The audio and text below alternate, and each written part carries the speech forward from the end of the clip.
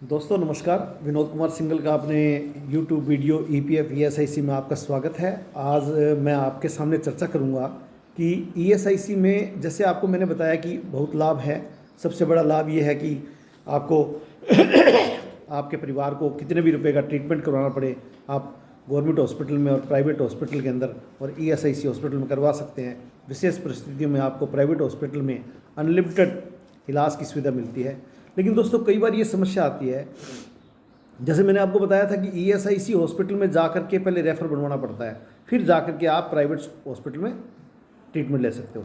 लेकिन एक स्थिति कभी कभी ऐसी आती है कि जब आपका हॉस्पिटल बंद होता है, जिस समय हॉस्पिटल का भी एक टाइम होता है ना, हॉस्पिटल बंद होता है, या जो पेशेंट है आपका परिवार का सदस्य है या भगवान ना करे आप, तो मतलब आप ESIC ऑफिस में जाने की स्थिति में नहीं है, यानी कि इमरजेंसी आ गई है, बिल्कुल सुपर इमरजेंसी, जैसे हार्ट अटैक, ब्रेन स्ट्रोक और ये ब्रेन स्ट्रोक और इस तरीके से कई प्रॉब्लम आ जाती है। जैसे जिस स्थिति में आप क्या करते हो कि ना तो ESIC में जा सकते हो, हॉस्पिटल में जा पाते हो, और ना ही आप ये देख पाते कि ESIC से टाई अप हॉस्पिटल कौन सा है।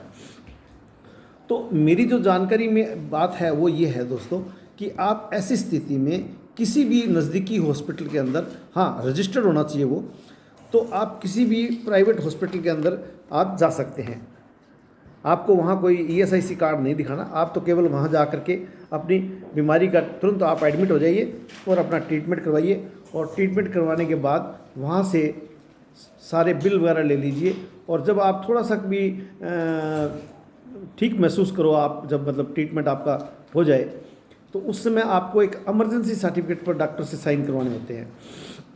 इमरजेंसी सर्टिफिकेट आप चाहें तो मुझे आप मेरे व्हाट्सअप नंबर पर व्हाट्सअप करके आप मेरे से ले सकते हैं, और वो व्हाट्सअप पर प्राप्त किया हुआ आपका इमरजेंसी सर्टिफिकेट डॉक्टर से साइन करवा करके प्लस आपके सारे डॉक्यूमेंट्स, बिल, रसीदें वगैरह लगा करके आप ESIC में क्लेम कर सकते हैं।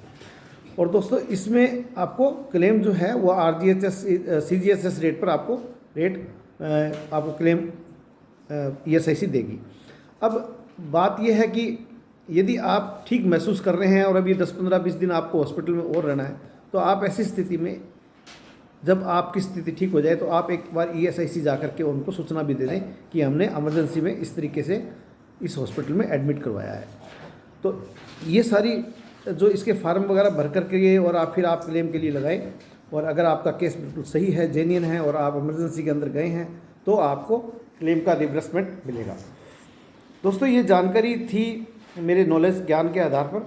आपको यदि अधिकृत जानकारी प्राप्त करनी हो तो आप ESIC ऑफिस में संपर्क करें और ESIC हॉस्पिटल में संपर्क करें।